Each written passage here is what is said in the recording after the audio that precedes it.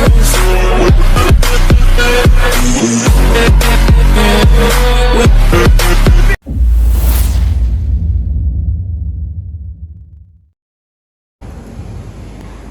sore teman-teman, berjumpa lagi dengan saya Anas Ardina dari kelas Tarbiyah 11 Sekolah Tinggi Agama Islam di Agam Pekalongan.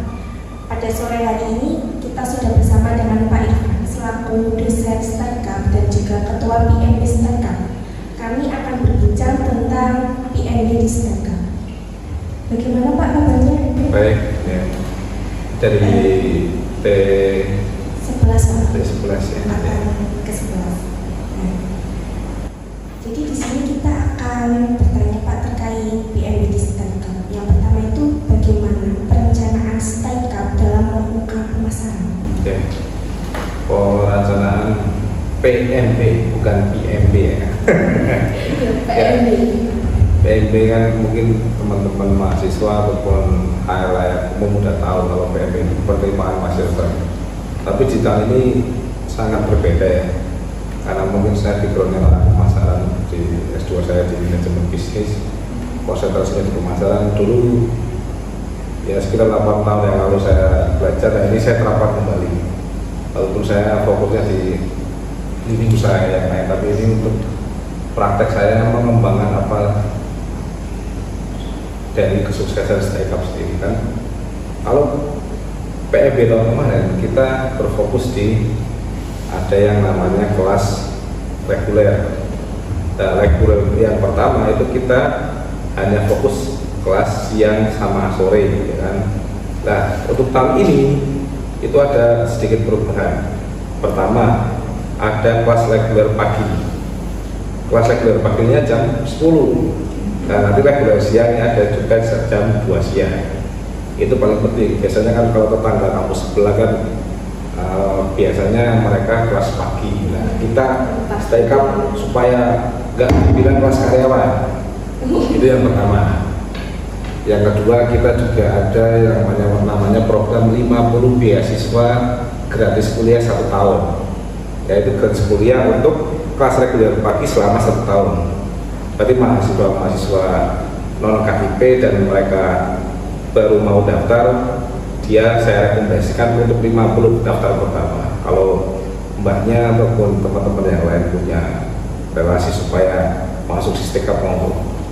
Yang ketiga, kita juga punya namanya program kelas entrepreneur. Yang boleh masuk siapa sih? Kalau yang boleh masuk itu tidak harus dari kalangan orang yang berwirausaha. Contoh teman saya, dia udah kerja tapi ingin merintis usaha. Ada yang namanya kelas entrepreneur, itu bisa dilakukan kelas Sabtu Minggu. Nah, itu masuknya di bawah ekonomi syariah. Kalau di MPI namanya kelas karyawan. Itu terobosan kita yang ketiga. Yang keempat, kita juga punya terobosan perencanaan di bidang kelas khusus. Ya, kelas khusus dalam artian untuk guru-guru Batko TPQ, Kecamatan Sesi, Kajer, ini masih jajahan baru di daerah Wonotunggal, Bandar, sampai ke Limpung, kita juga gerilya ke sana. Terus yang kelima, yang strategi perencanaan kita, ada yang namanya kelas transfer.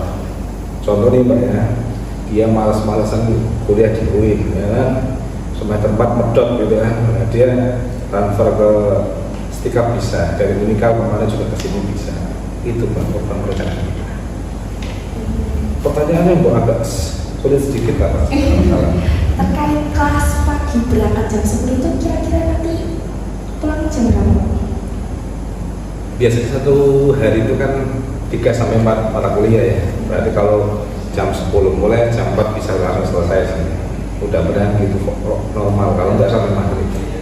Biasanya gitu. Kelas pagi. Kalau kita berangkatnya biasanya kan jam 2 siang, kadang ada yang sampai bisa baru selesai kan, gitu. Terkait kelas yang bisa transfer itu ya Pak, itu kira-kira dari segi dapat melanjutkan semesternya atau perlu mengulang dari semester 1, dikarenakan terkadang kan kampus satu dengan kampus yang lain itu ada beberapa jurusan yang berbeda gitu. Iya. Ini ini kita ambil sampel dari yang pengalaman sudah ada yang masuk ya. Dia baru semester 1-2 di Unikal ya kan. Terus dia keluar, terus masuk ke kita karena mata kuliahnya baru sedikit, ya tetap dianggapnya transfer tapi mata kuliahnya dari nol lagi di sini. Gitu. Tapi kalau kemarin ada yang di UIN terus semester 6, ya jadi mata kuliah apa yang belum diambil di UIN bisa diambil di sini. Gitu. Lebih fleksibel. Kita kan kampus swasta lah. Gitu.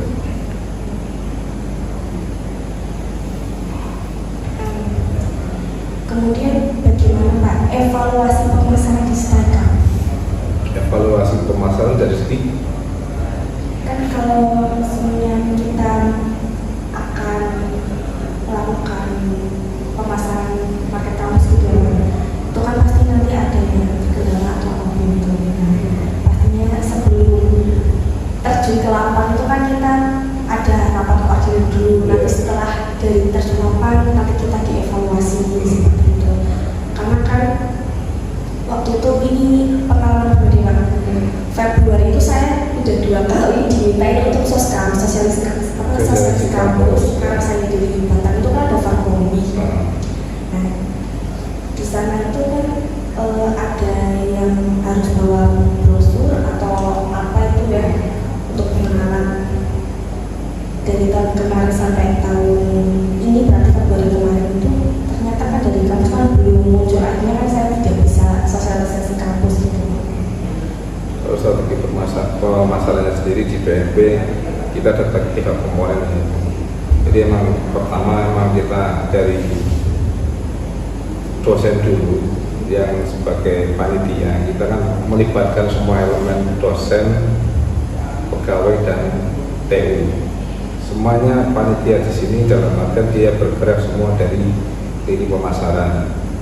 Kalau untuk kemarin kolaborasi dengan mahasiswa juga dia ikut memasarkan apabila dia sebagai aktivis kampus Ormawa gitu kan, di gedung Ormawa itu. Nah, terus mereka sendiri, contoh HMPS, MPI, HMPS Epos, kayak kemarin saya ajak di SMA 1 Gondang, ya Pemsa, terus Wirang Desa, kemarin juga ada delegasi ke Karangdada, jadi pos-posnya harus ada. Contoh banyak dari Batam, ya saya berterima kasih membantu untuk ada calon mahasiswa yang masuk ke kita, karena kita juga mahasiswa kalau membawa ataupun orang dosen ataupun orang luar membawa untuk masuk ke Stakam kan ada uang pendaftaran. Nah, uang pendaftaran itu diambilkan setengahnya masukkan, setengahnya lagi untuk dalam artian uang hadiah referral gitu. Kalau bahasa multi level kan member get member gitu kan seperti itu. Nah terus saya juga punya marketing agent dalam artian saya nggak terlalu fokus untuk mahasiswa, dosen kan ada kan yang di situ. Apalagi saya biasa bekerja di tim kecil, jadi saya punya agen temen dorong. Temen dorong itu bukan mahasiswa, dia calon mahasiswa, tapi dia karang taruna, orang LSM yang bisa menggerakkan teman-temannya masuk kuliah di sini. Walaupun nantinya akan dibuat kelas khusus. Saya juga ngomong sama Mas Agus di Loro, Mas saya minta tolong kita fokus di kelas khusus oke. Tapi kelas khusus kita bahasa Jawa nih, orang saya digolek orang dewi Pak, gitu. Tapi saya fokuskan supaya kuota 200 mahasiswa reguler bisa masuk walaupun siang berapa, pagi berapa, seperti itu. Terkait kelas khususnya, kan tadi ada lagi menyebarluaskan ke Wonogiri dan ke sesi. Apakah mahasiswa kelas khusus itu nanti semuanya datang ke kampus? Apabila jumlahnya itu banyak, karena kelas khusus itu lebih banyak daripada reguler, atau mungkin di tempat-tempat itu ada satu tempat yang memang dikhususkan untuk kelas khusus, baik itu misalnya sekolah ini paginya buat sekolah, tapi nanti siangnya bisa untuk kelas khusus dari Stakam gitu. Mungkin ini nanti bisa dimasukkan di di video ataupun dana tergantung teman-teman ini. Jadi saya cerita sedikit. Kelas khusus itu kelas proposan sebenarnya. Jadi ini memang kampus lain ada yang bermain seperti ini, dalam artian contoh bahas ada kelas yang namanya kelas jarak jauh, itu budayanya 1 minggu sekali. Nah, kita terapkan materi seperti itu. Jadi si contoh yang sudah kita jadi itu di Kesesi, kita kerjasama dengan SMKM Kesesi. Pak Haji Yaskur kan mengizinkan, boleh mas pakai saja ruang mesin yang ber-AC yang enak, berarti untuk kebersihan dan lain bisa dirembuk di belakang. Dalam artian kita, kalau mereka organisasi kesini kan 100 jam, kalau saya organisasi lah mereka kan ada jumlahnya hampir kayaknya itu hampir 40 lebih. Itu datanya ada di Mbak Desi di TU, dan itu kan kalau dikelompokkan di sana tidak masalah. Cuma ketika masa tarif kampus kan harus tetap di sini. Nanti kalau ujian kan tetap di sini, tapi perkuliahan sampai minggu sekali di sana. Nah ini yang masih kita kerjakan, dorong bandar sama kemarin rumah tunggal. Mudah-mudahan ini Limpung bisa masuk juga.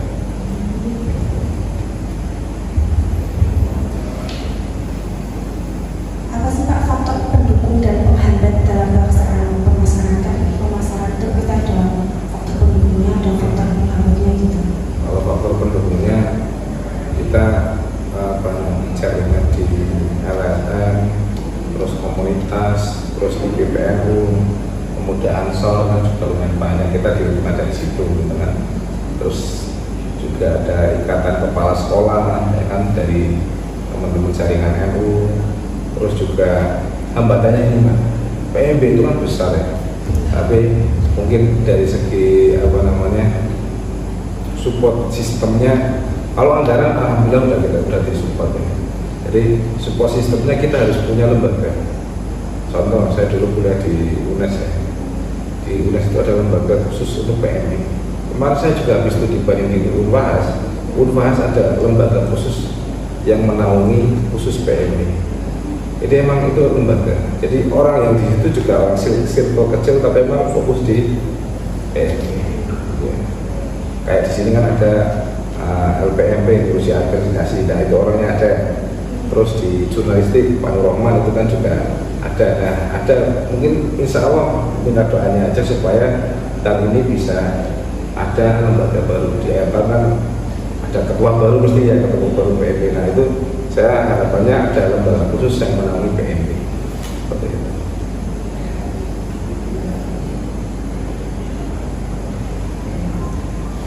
Ini pertanyaan yang terakhir. Oh iya, alhamdulillah.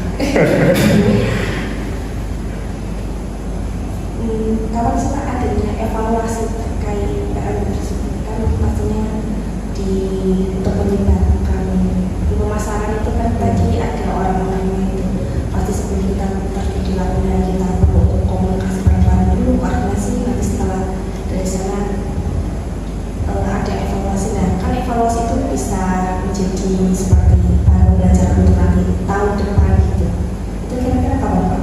Ya, biasanya kita masuk di gelombang 3.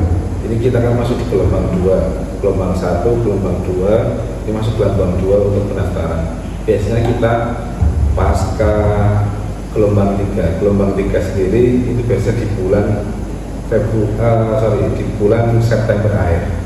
Jadi September akhir kita juga ada evaluasi untuk pencapaian berapa sih. Tapi kita per gelombang kita breakdown masing-masing. Ini udah mencapai 20 belum ya? Ini kok di gelombang 2 kok belum ada 50 gitu kan? Kok lebih banyak kelas khususnya gitu kan? Nah ini mudah-mudahan nanti masuk gelombang 2 akhir kita juga bisa tembus 50 dan regulernya.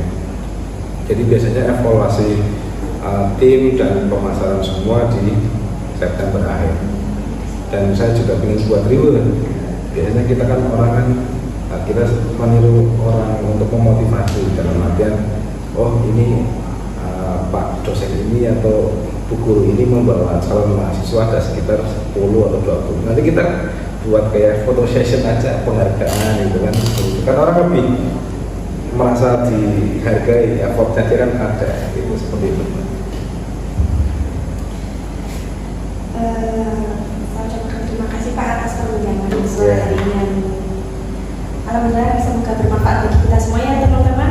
Ya. Kami dari Tarbiyah 11, saya Rusmina mengucapkan terima kasih. Wassalamualaikum warahmatullahi wabarakatuh. Waalaikumsalam.